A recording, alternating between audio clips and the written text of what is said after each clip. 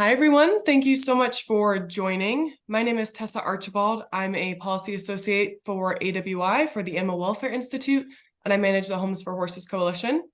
Just a couple things to keep in mind as we get started. Please stay on mute just so we can hear our speakers clearly. And this will be recorded and available to share. So if you have to hop off, no worries. Many of you today joining are members of the Homes for Horses Coalition, but for those who aren't, I'll share a short introduction. The Homes for Horses Coalition has been active since 2008, when it started as a unique coalition to help horse rescues and ultimately help equines by ending horse slaughter. Today, the Homes for Horses Coalition is led by the Animal Welfare Institute and the American Wild Horse Campaign, and has almost 500 members who are equine rescue directors, equine professionals, and equine advocates located all across the country. HHG is dedicated to providing spaces for collaboration and connection within the equine rescue world, as well as furthering advocacy to improve the lives of equines through legislation and policy. One of the policy initiatives HHG supports is the recently reintroduced Ejiao Act, which is what we're going to talk about today with the help of the Brooke USA Foundation. Brooke USA is a great organization dedicated to improving the welfare of working horses, donkeys, and mules, and the people who depend on them for survival worldwide. Brooke USA funds a variety of programs and projects designed to address specific needs of working equines and their owners in the developing world and right here in the United States. Brooke USA also engages in advocacy with elected and appointed officials and policymakers to ensure that the needs of people and their animals remain a national priority. Our speaker today representing Brooke USA is Alfonso Lopez. Alfonso Lopez is a partner at Becker Poliakoff, a federal advocacy firm in Washington, D.C., with over 30 years of federal legislative experience in the areas of environment, agriculture, and conservation policy. He has served as an Obama administration political appointee, Kane gubernatorial administration cabinet level appointee, and a 6-term member of the Virginia House of Delegates, representing people of the 49th District. He has been the patron, co-patron, or the chief co-patron of over 150 bills signed into law, including his legislation that dedicated $800 million to help revitalize the Chesapeake Bay, expand solar power in the Commonwealth, and created the Virginia Clean Economy Act. Alfonso served as the majority and minority whip of the Virginia House Democratic Caucus from 2016 to 2022. He's also the founder of the Virginia Environment and Renewable Energy Caucus in the General Assembly. We're so grateful that Alfonso and Brooke USA is joining us today with all of this incredible experience working on the Ejiao Act. So thanks so much, Alfonso. Please take it away. Thank you so much. I really appreciate everyone being on the call tonight. Before I get started, I want to have all the folks from Brooke USA who are staffers on the call. I see a couple of folks. Could Emily and Karen sort of introduce yourselves? Sure. My name is Emily Doolin, and I'm the CEO of Brooke USA. I just want to take a minute to thank Tessa and the Home for Horses Coalition for making this possible and for including Brooke USA in this extraordinary webinar that we hope will generate a ton of advocates for us. So thank you. Karen Moon, can you say hi? Hi, good evening, everyone. My name is Karen, and I am the mid-value fundraiser for Brooke USA, and I was lucky enough to go to DC at the end of October to help advocate for the Ejiao Act with Alfonso.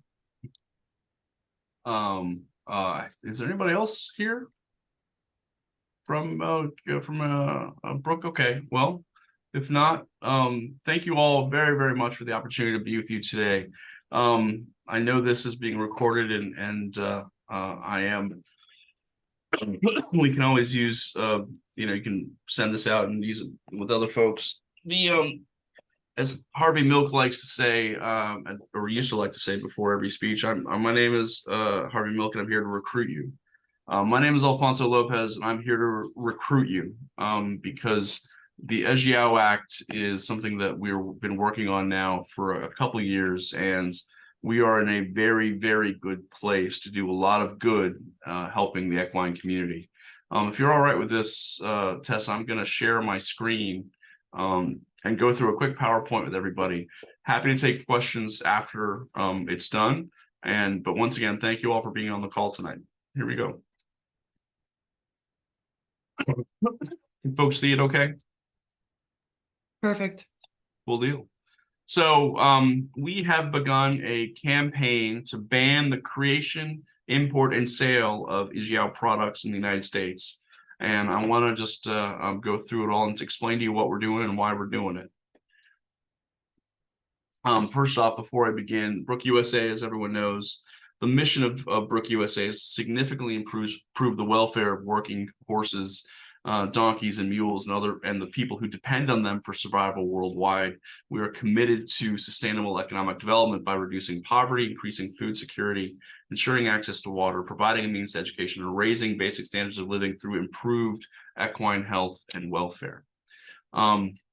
And it's an amazing organization that is part of an umbrella group out of the UK. Does a lot of good around the world. Here's the problem, and it's been flying under the radar for a few years now with increasing attention. The international donkey skin trade for the production of Ejiao, which is a gelatin created from the boiled skins of donkeys, is decimating global donkey populations and harming impoverished global communities. That is our major issue. And what is Ejiao? Ejiao is a gelatin created from donkey skins, and it's mostly used in Chinese medicine, luxury products. But here's the problem, and it's this ancient Chinese medicine that a lot of it's basically for virility, male virility, a lot of the time. But sadly and interestingly, most scientific reports have stated that the use of Ejiao is unnecessary in the production of all of these products. And the gelatins that are created from the boiling of donkey skins can actually come from meats, fish, poultry, or even seaweed. So here's the issue, and here's the problem. Millions of donkeys are slaughtered annually for their skins to make Ejiao, but the domestic Chinese and international demand for donkey skins is around 7 million a year. But the annual supply in China is only 1.8 million.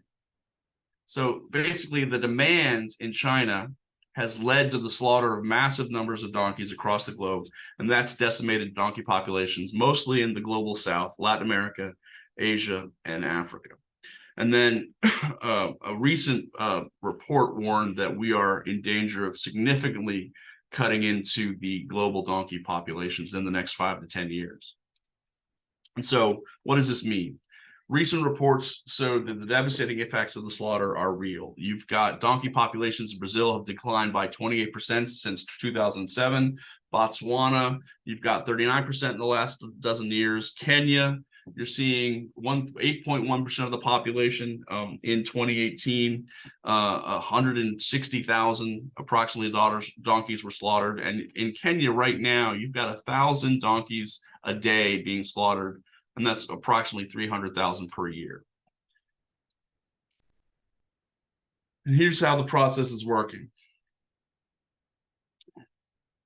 To create this, a bar of Ejiao, which is used in a number of products in China, mostly. So here's the other issue. The donkeys are regularly being killed illegally and often slaughtered outside of the owner's property. And it's had devastating effects on the families who depend on these donkeys for survival. So you've got donkeys who are often stolen from families, and these families who are depending on these donkeys are families already struggling and living below the poverty line. And among other things, these are used for farming, they're for construction, they're for transit and travel, they're used for carrying goods and people from point A to point B.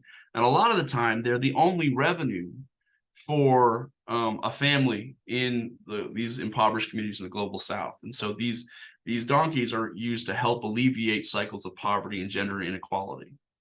But here's the other problem. Widespread theft of donkeys in these impoverished communities are actually, because they're so expensive, because the demand for these donkeys is going up, up, and up, you're seeing that they're being stolen. And when they're stolen in the night, you might find, and it's increasingly happening, you're finding the donkeys that the family relied upon dead and completely skinned in the bush outside of someone's out of a family's home, and that can have truly devastating effects. And so this has actually become a real issue in recent years in several African countries, and they're very clear that it's not only an issue of sustainability and economics for impoverished communities, it's also a gender issue as well, because the phrase we keep hearing from folks in places like Kenya and Botswana is that when donkeys are killed or stolen, women are turned into the donkeys. They're the ones being called upon to haul goods for miles. They're the ones who are being called on to do a lot of the work that the donkeys were doing. And so you have this demand that's far outpacing supply. You've got an expansion, a true definite expansion of the Chinese upper middle class and wealthy class. And they are driving this demand for Ejiao products. And these products are expensive. And these wealthier classes are the only ones who can actually afford them. But as a result, the donkey population in China has collapsed over 70% since 1992. And then you also have these, in order to address the fact that you only have 1.8 million donkeys every year in China, but you have a demand above 7 million. You've got these Chinese companies creating these donkey breeding schemes in an attempt to breed species on a scale sufficient to meet local demand. But as everybody knows in this call, it takes a year for the gestation period. And so they haven't been able to satisfy the demand from within China. And that's why you've got these companies going to Latin America and other countries in Asia and Africa specifically to fill this need. And so it was been reported on in recent years in 2019, CNN, and then 2018, the New York Times expose, that this was becoming a significant problem, a very, very significant problem, because of the impact on not only the donkeys, but also on the impoverished communities that rely on these donkeys. And then, so just some facts. China's actually lowered the tariffs to 2%, has sort of helped the trade grow exponentially. You've got when donkey owners actually try to go out of the way to sell the donkeys, they find because of the increased costs that it's much harder to replace the donkeys, and therefore you're finding that it's hard for them to get a new donkey, and it's a slower way of their families becoming even in more dire straits. You've got pretty inhumane slaughtering practices, and then the national bans that have taken place in approximately seven African countries. They're well-meaning, but they're not being enforced. And the black market in these countries is actually fairly vibrant and fairly active. So here's what we're trying to do. The sale of Ejiao in the United States is completely unsustainable, and it's usually demanding to poor communities of the Global South. The United States is the third largest importer of Ejiao products behind, of course, mainland China and after Hong Kong and Japan. So the vast majority of Ejiao products are sold in the US via online services, and a sizable portion of them are being sold via Amazon. But from a business perspective, a large number of sellers are banning or removing all products containing Ejiao. So the biggest one is eBay, and then a significant number of health food stores and those kinds of online retailers have been removing these products without any, just once they learn the facts. And so you have approximately 250 products in the United States that are being sold regularly with Ejiao just on Amazon.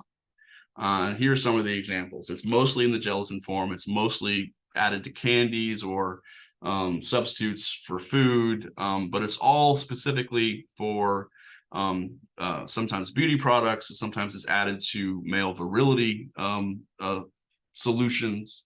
But I can't emphasize enough, every scientific report over the last several years has said that you don't need to create this product from the boiling of donkey skins, and that what you're doing is you're creating this impact on donkeys that is significantly worse than any kind of cure. So this is just one sampling. And what's fascinating too is the negative comments you'll see on almost all of these platforms about why are we selling these products? Don't you understand what's going on? Don't you understand what's happening? So the US accounts for approximately 12 million in annual imports each year. And that's not a lot, but in relative terms, but increasing sales of Ejiao in the US is deepening the crisis affecting donkeys and all these communities who rely on them. So from a moral perspective, we find that it's very troubling that the United States is allowing this this trade to go on, that we're participating in this in any way, shape, or form, especially considering the UN sustainability goals that we aspire to and have advocated that we're a part of. And so we know that the sale and trade of Ejiao is completely unsustainable and damaging to poor communities of the global south. And the United States has the power to take a stand and highlight the problems inherent in selling Ejiao, from the decimation of global donkey populations to the harm caused to global impoverished communities. So our campaign to ban Ejiao in the US, we have launched a federal and state legislative campaign to ban the sale of Ejiao. And it's our hope that the United States Congress will agree through legislation to take action on this issue in a way similar to the horse slaughter bill and the shark fin legislation of a few years ago. In fact, it's almost identical to the shark fin bill. So what you've done is, because of the desire in certain communities for one piece of a shark, you are actually killing the shark, decimating the shark populations around the globe, just so that folks could get this one piece of the shark. And so legislation was passed in Congress to address that. And our efforts have been involving several offices in the White House, Ag, and Commerce, as we sort of navigate how we wrote the bill and how we figured out what the penalties should be. So here's the real crux of the bill. We've launched this campaign, and our legislation is similar to the bill from previous Congress, but it has several improvements, including a new, much more effective and I think stronger enforceable provision section. So I'm gonna read this out because I think it really is quite important. And this is the entire prohibition section. No person shall knowingly import, export, transport, sell, receive, acquire, or purchase in interstate or foreign commerce in the United States any donkey or donkey hide for the purpose of producing Ejiao or any product containing Ejiao. And then the most important part. No person shall knowingly import, export, transport, sell, receive, acquire, or purchase in interstate or foreign commerce, including by means of the internet in the United States, any product containing Ejiao. So the fact that we now have legislation that says this, that has a series of penalties in place, that mirrors the Lacey Act and how we've done the language, that still lays out all the whereas, still lays out all the reasons why we're doing this, and still, but also says this will be enforceable and punishable, and here are the prohibitions. It takes us in a very strong direction for accomplishing our goals. So we've got a grassroots campaign to enlist citizen lobbyists. Here's where I want to recruit you to engage with your members of Congress on this one issue. And we're helping to coordinate regular official contacts with elected officials. We've got coalitions where we're working with the Animal Welfare Institute. We're working with the ASPCA, all of the major national animal welfare organizations are supportive of this legislation and have been working with us in our meetings on Capitol Hill. So we've done a lot of direct lobbying to secure a substantial number of co-sponsors of the legislation. And the most important thing we're trying to do is get as many bipartisan co-sponsors of the legislation as possible so that we can either move the bill as a standalone bill or as language on an appropriations package that might move, or as a part of an annual must-pass piece of legislation. And I think considering what the original co-sponsor, the major sponsor of this bill, is Congressman Don Beyer of Virginia. And he is very intent on working with a co-lead who is a Republican so that we can actually make sure that we have a bipartisan approach to this. And, you know, the arguments are fairly strong on both ends of this. If you want to address the impact on the global South, if you want to address this from an animal welfare perspective, you have that one perspective. If you want to address this as a anti-China bad actor perspective, you also have a good argument there as well. So it's been fascinating how we've approached this with members of Congress and what people react and respond to. We also have developed materials for use by activists, one-pagers, talking points, how to lobby, lobbying tips. We also have draft letters to the editor and op-eds. One of the things that we're very interested in is working with folks to get letters to the editor put out there. I mean, it's fairly simple. We want folks who are activists and advocates, who are professionals in the equine industry, to actually put out an op-ed saying to their local paper, because that is another way for us to get the message out that this is something that's happening around the globe right now. And it's not good for sustainability. It's not good for the equine populations. And it's actually not good for the human communities living in these impoverished areas. And the goal is to build a relationship over time with our legislators and their staff, and that is fundamentally built on trust. And I'm telling you, it's not hard. It's not a difficult thing. It's actually very, very fun. It's easy. And if you're passionate about these issues, which you all are, this is the kind of thing where you can do a lot of good and enjoy yourself in the process. And you get to go visit this place, or you get to go visit the people who work at this place, which is actually pretty amazing.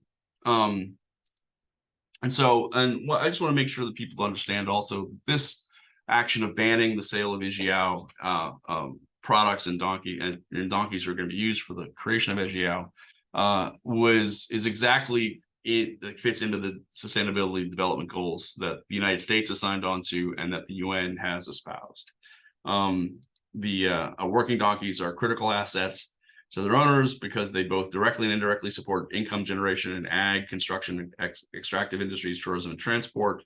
Donkeys play a central role in ag and food production. And then women across the world depend on working donkeys to support them with time-consuming tasks such as fetching water. Income for working families help women pay for household essentials and can be a factor in gender empowerment. These are all critical parts of the sustainability goals of the UN. This legislation helps us achieve those goals that the United States and the State Department have said that they actually adhere to as well. And so this is legislation that will help us from a moral perspective. It will help us from a sustainability perspective. It'll help us from an international compliance perspective. It will help us address a significant problem of donkeys being decimated around the globe, and it will also help us with issues of gender inequality as well as impoverished communities in the global South. And it's a very small bill. It will not affect corporations. It will not affect, in the grand scheme of things, we're not, no manufacturers in the United States are being harmed. There are no Ejiao production facilities that are going to go out of business in the United States. We're simply saying we should not import and we should not be a part of this, what we think is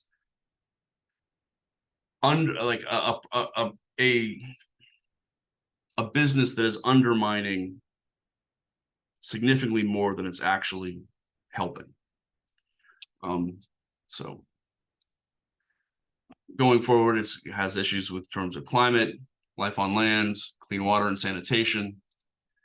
And, you know, I can't emphasize enough, folks, donkeys are vitally important to communities in the impoverished South. And because of this backwards industry, we're finding that this process, this fake science for these fake products is causing considerably more harm than good. And I really would love to help, to have all of your help on this effort. And as I speak for Brooke USA on this, we could really use it, because the more folks in Congress who know about this issue, the more folks who read about this issue through op-eds and letters to the editor, the more we're going to be able to, and the more direct lobbying that you're able to do, the more effective our legislative efforts are going to be, and the faster we're going to get this bill passed and signed into law. So if you have any interest in joining us, it's most of our materials are online at brookeusa.org. You can always contact our Chief Executive Officer, the amazing Emily Doolin. And I am also always here as well, here in DC, as a part of the team here at Becker and Poliakoff at Becker Lawyers. So with that, I will stop talking because I have gone on. Like, I'm the former whip of the Virginia House of Delegates, so if you let me talk and don't tell me to stop, I will go on forever. For this, I apologize. But I am definitely interested in any questions you might have, and if I can't answer them, then I know that my colleagues can. So I'm going to stop sharing my screen. Alfonso, what I'm going to do, and for everybody that's out there in the chat box, I'm going to add the link so that you can approach directly your legislators and let them know that you are supporting the Ejiao Act and that you are against the donkey hide trade. So I am going to put it on the chat so that everybody can see it. But just in case, it's www.brookeusa.org/Ejiao-Act. So I'm going to put that on the chat for everyone. It's a very simple process. You just have to put in your zip code and it will populate your legislators, and it will populate a letter which you can edit or you can send as is. So I just saw Kim Hover's very good question. I actually just got off the phone with the lobbyist for Amazon, Meat Spots, maybe an hour ago. Emily and I and the former chair of Brooke USA have met with the senior executives of the Office of Banned Products at Amazon, and we have informed them fairly regularly about what's going on with our legislation, how things are progressing, and they have been nothing but generous with their time and kind in their response. But their issue is this: they have one platform, 110 languages, and if they change one thing in the United States, it will be changed for Asia, Europe, Africa, the rest of the globe. And they are very, how do I put this? Very careful in not taking action without it being triple and quadruple checked. And they have gone after a lot of and done a lot of research about some of the reports we've sent them from Kenya and other places. They've done a lot of their own research on the U.S. sustainability goals and where this fits into that overall area. They've done a lot of research on whether or not this is really an issue, whether or not it's a harmful process. They've quibbled on some numbers, but they agree in principle that this is having a harmful impact. Now, whether or not they can be forced to actually act for something that only costs $12 million. So if we think about it, they're maybe making, a couple $1 million in profit on their work or selling these kinds of products.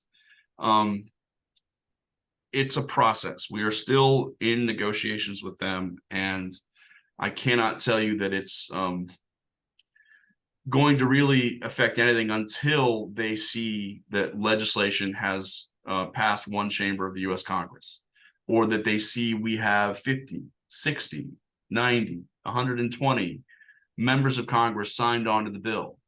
And I would not be surprised, and Emily would not be surprised, and Karen would not be surprised if we have 120 members of Congress on this legislation that, gosh, I think Amazon might ban the sale before a bill passes.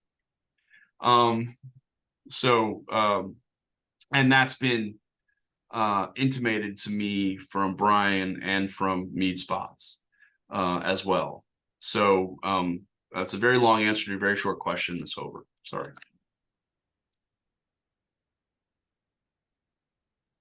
I know the second question that was asked was from Lisa Smith, and the question was, are there any other names used for Ejiao to hide its identity in products?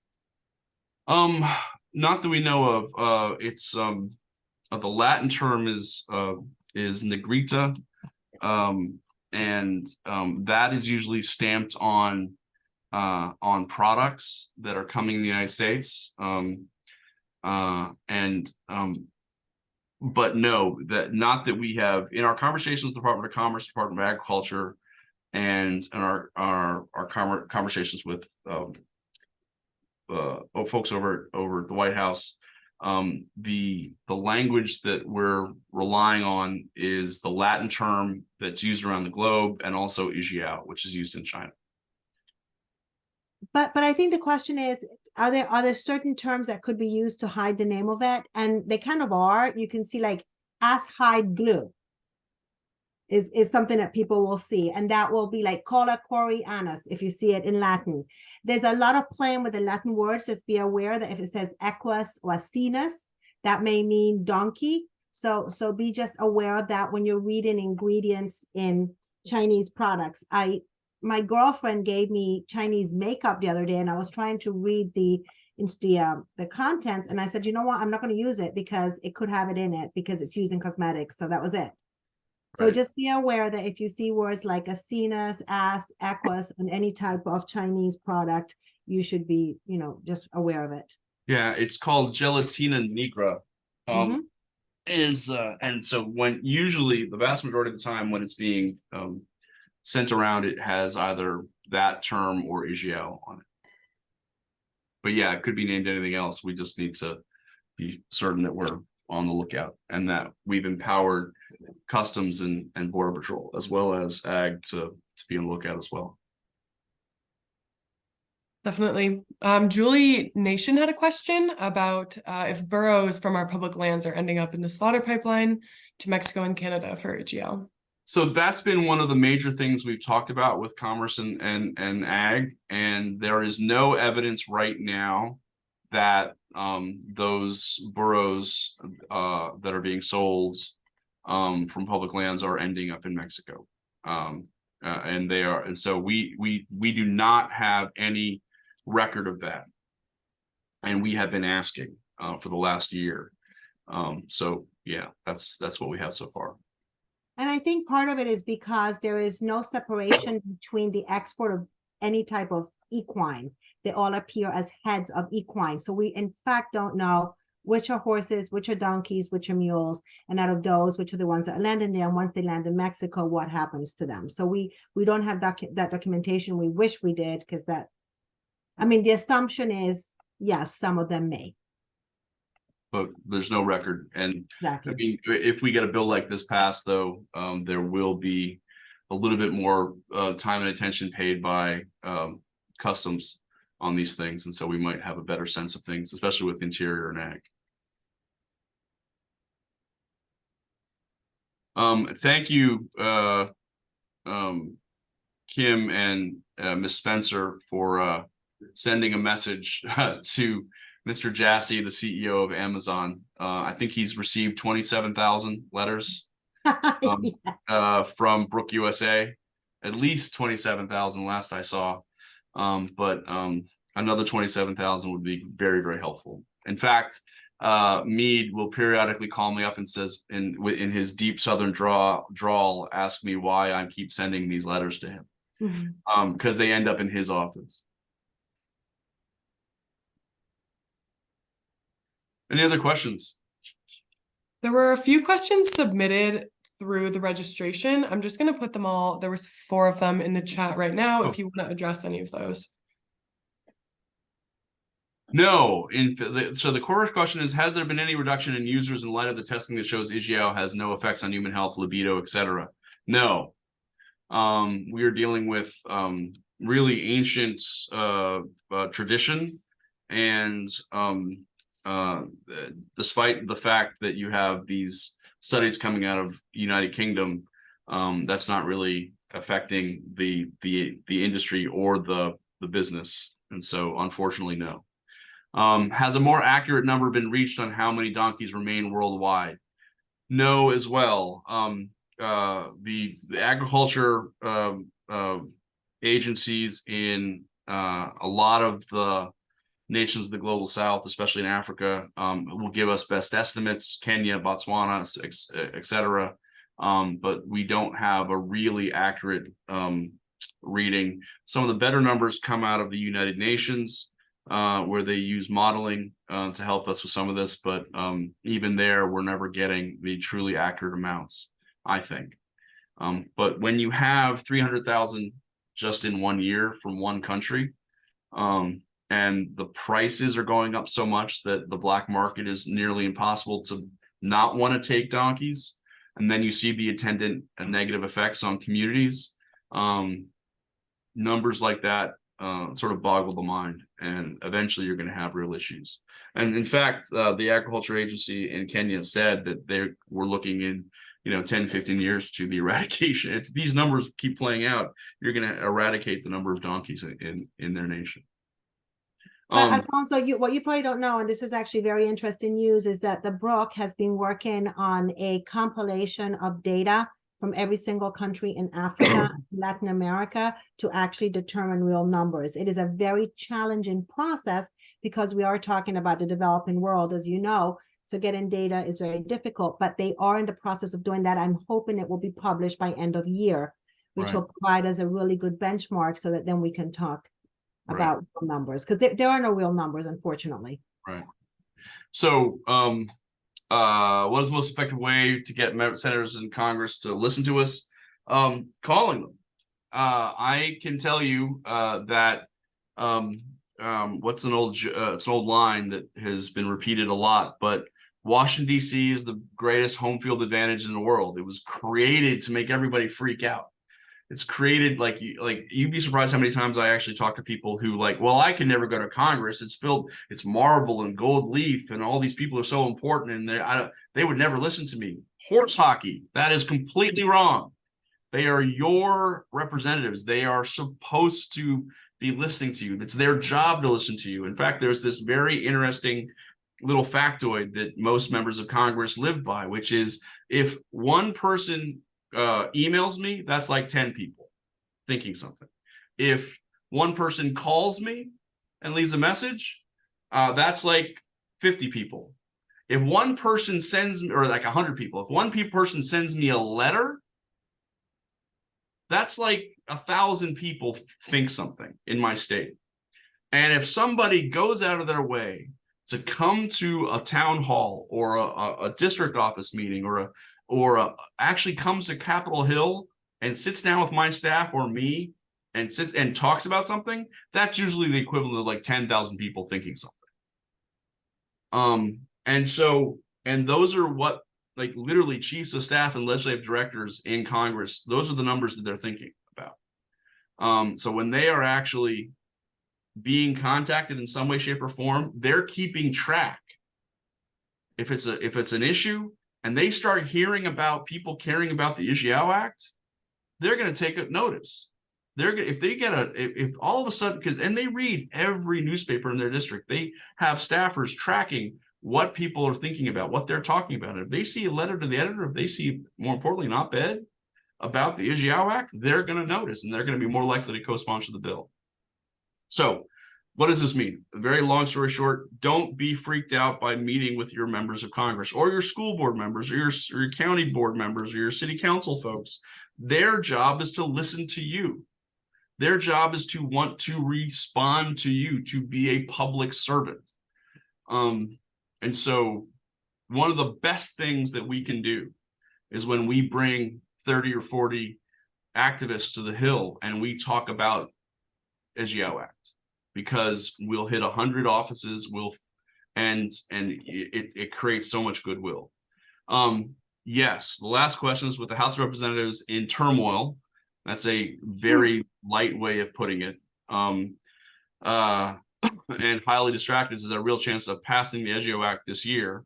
And then how many co-sponsors have signed on to date? We had 10 co-sponsors last year. We have 124 members of Congress that we are reaching out to who have a history of supporting things like the shark fin bill, the horse slaughter bill, who are members of the Animal Welfare Caucus, who are on the right committees, or who have shown support for these kinds of issues in the past.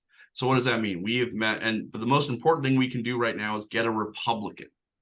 And so we are reaching out and working closely with Greg Steube from Florida's office, Vern Buchanan from Florida's office, Carlos Jimenez, and then also Ben Klein, who's from Horse Country in the Shenandoah Valley in Virginia. We are also working with Marco Rubio and Mitt Romney.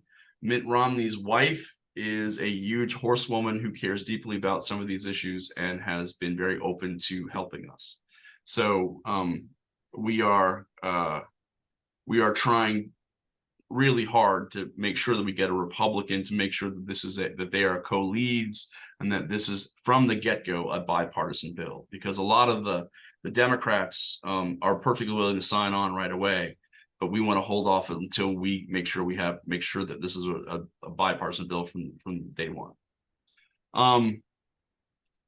I missed something. Get to know staffers, educate them. Yes. Oh, and to answer your question about this being distracted, yes, it's very distracting time. In fact, it's unprecedented. It hasn't been like this since the 1850s with Nathaniel Banks, when it took 2 months to become the speaker. Right now, as you all know, Speaker Johnson does not have really a strong plan for avoiding a shutdown of the government on November 17th and 18th. There's also not a strong plan for passing the appropriations bills. So that's a very long way of saying we are in a very tough bind, and a lot of the Christmas tree type bills we've done in the past, a lot of the must pass smaller bills that are combined into one bill, that a bill like the Ejiao Act would be attached to, we'll have a harder time of moving. But that's why we need a Republican on board, because especially if we get someone like Carlos Jimenez or Greg Steube, it would be very hard to say that they are anything if not a conservative's conservative, and that would make it much easier for us to get the political bandwidth we need. Yes, Kim is right. Get to know the staffers and educate them. Staffers are, and I don't know how to say this without coming across weird, but I once had a member of a client of mine who was a multimillionaire CEO of a corporation who had sort of the gall of going into a member of Congress's office, and I said we're about to meet with the legislative director for this member of Congress, and this legislative director looked like that they were 12. All right, they looked like they had just graduated from like elementary school or middle school, but it was a Yale lawyer, and the CEO made a very big scene saying, "I refuse to meet with this kid. I need to meet with the congressman himself." And all the person did was harm his own cause, because the congressman and no member of Congress can know every single issue. They can't understand every single policy. They rely on the most brilliant young people they can find to advise them on things. And so staffers are key. We have got to make sure that we have buy-in from staffers so that they can then advocate for one position or another with their members of Congress. Kathleen Bobbio, USDA does break down some categories of equine going to Mexico. Burros and mules are lumped with ponies, though, which doesn't really help. Yes. And then Kim is a Republican. Haha. There we go. And talking with staff is much more less. Oh, Karen, can you speak to what you're saying? I just wanted to add quickly that I was a bit nervous going to DC to speak with our representatives, and I realized it was actually not intimidating at all. In fact, I don't know how difficult it is to get an appointment, Alfonso, because your team did that. Very easy. Really? Yeah. So, if it is just a matter of calling, most of the staffers are younger, which doesn't, I guess, leads to Alfonso's previous story, was they're just not intimidating. They're lovely. They're there to help. They may not agree with your issue, but it is their job to listen. So I fully recommend trying if you are in the DC area. And if not, a phone call or a letter would be very appreciative. Right, exactly. And that's exactly right. And if you're in the DC area, I will go with you. My team, my associates will go with you to the Capitol. And we will go with you to your local members of Congress, your state senate, your US senators in your specific district, and advocate with you. So you will have people to work with you. And then also, estimated timeline is I believe we will have a Republican co-lead before the end of the year, according to what we've talked about. And I think we'll actually have one before December. Oh, thank you. You're working on Tester. Okay, cool. Thank you, Kim. Any other questions? Don't be shy. And I apologize about my coughing. I'm glad we're all on Zoom. I have a 6-year-old and a 16-year-old, and everyone has the flu. Apparently, I have the flu now too, which is awesome. So, Alfonso, what are the probabilities of this getting at all on the Christmas tree packages, or you don't think it's going to happen? I know that you mentioned it, but it's unclear with the pending government shutdown and the inability for Republicans in the U.S. Senate to get on the same page as Republicans in the House. I mean, let me be very clear. The Freedom Caucus is demanding that no matter what is put forward in any one of these appropriations bills that go forward, they want up to 25% cuts in agencies. They've been literally spending hours on the floor reducing Secretary Buttigieg's, the Secretary of Transportation's salary to $1 a year. And they're doing this with like 3rd and 4th level staffers in different agencies that they simply don't like the head of the IRS and transportation staffers. They're going out of the way to pass a bill that they know won't pass in the US Senate, but they're simply saying, we're going to cut your salary to $1 a year. And that's what they're spending their time on. The US Senate, Republicans and Democrats have worked together on their appropriations bills that have been passed. Now, Mitch McConnell is basically, screaming in private meetings with Republican House members to try to come to agreement on things. But if you have a 25% cut in an appropriations bill versus what the US Senate has, in some cases an increase in funding in various programs, then you're not going to find common ground.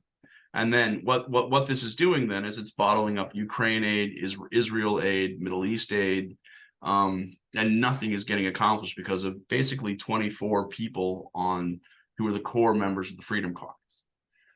So if you can't pass, first off, if you're not even in session because of the government shutdown, and then you're also not able to pass the continuing resolution or any of the attendant omnibus or individual appropriations bills, and then everything else that needs to pass, like WRDA, like the Water Resource Defense Act, the National Defense Authorization Act, things like the Farm Bill reauthorization, nothing is going to get done. And that's what we're concerned about, including the 1 or 2 Christmas tree bills that's a term we use for when they will combine one bill and they'll include like 60 or 70 or 80 smaller bills into one bill to get them all through fast. That's what we were trying to get on top of last year. And so eventually this will all become normal again. But until we deal with this short-term hiccups on the House side, it's going to be a problem. These are not normal times. Tessa, Karen, Laura DeMille, these are not normal times.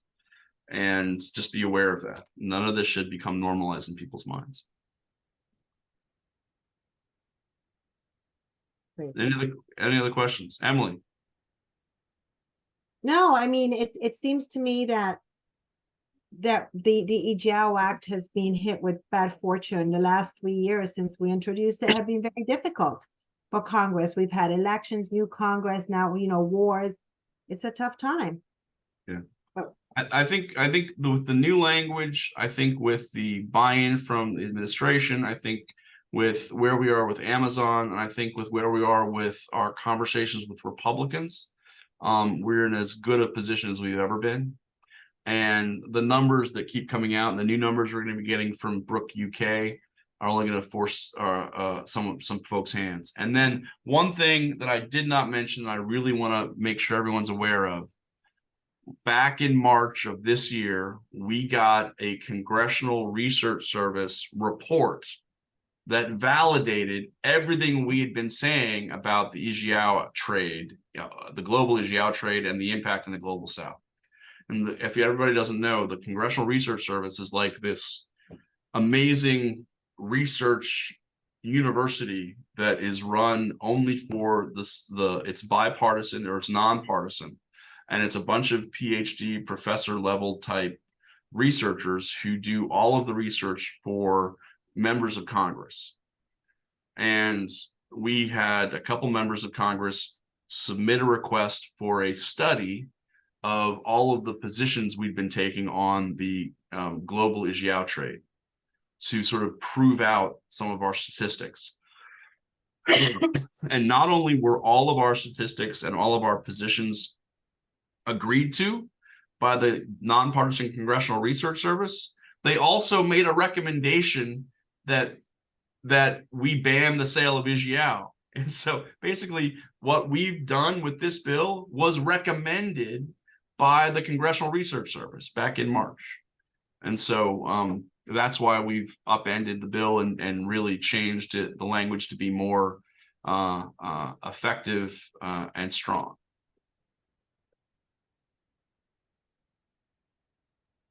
Thank you, Karen Moon, for telling me to feel better. I keep sneezing, and I apologize, folks, and coughing. And that is wonderful news. Kim says that's awesome news. So I think that's probably a good note to end on. I really appreciate everybody's attendance and your participation and questions. And I really appreciate the Brooke USA Foundation's participation and Alfonso for joining us and giving us so much great information.